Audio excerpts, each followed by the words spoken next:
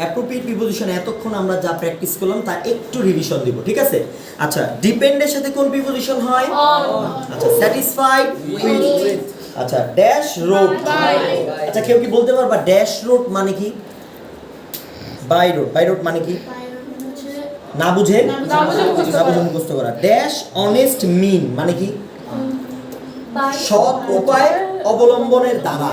তাহলে এখানে আনসার কি হবে? Dash honest means by honest means. আচ্ছা, রিলায়ের সাথে কি হয়?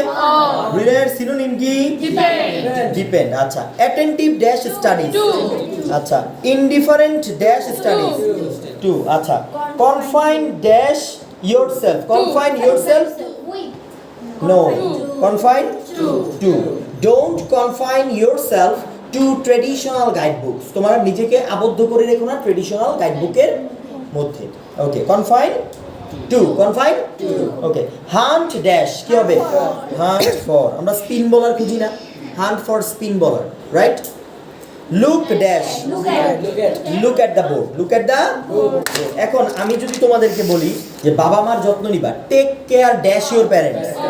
Take care of your parents. আচ্ছা, এখন যদি বলি যে বাবা মার দেখাশোনা করা, এটার আরেকটা সিনোনিম আছে, সেটা হচ্ছে লুক ড্যাশ কি হবে?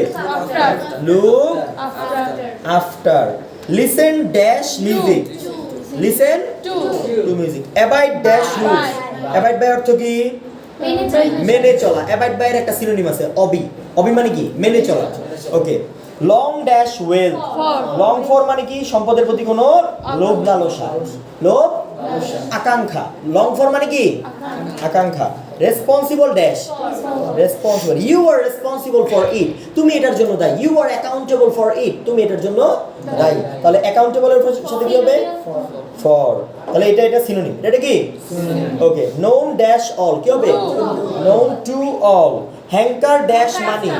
Hanker after money. Hanker after মানে। আচ্ছা, হ্যাঙ্কার আফটার মানে কি? কোনো কিছুর পেছনে ছোটা। আচ্ছা, ভেরি গুড। তাহলে suffer dash fever. Suffer from fever. একটা লাস্ট এক্সাম্পল দিয়ে আমরা শেষ করব। I have been suffering from fever for 3 days। এই হচ্ছে আমাদের অ্যাপ্রোপ্রিয়েট প্রিপোজিশন। আমাদেরকে বোর্ড কোশ্চেন অ্যানালিসিস করে আমাদের পড়তে হবে। ধন্যবাদ।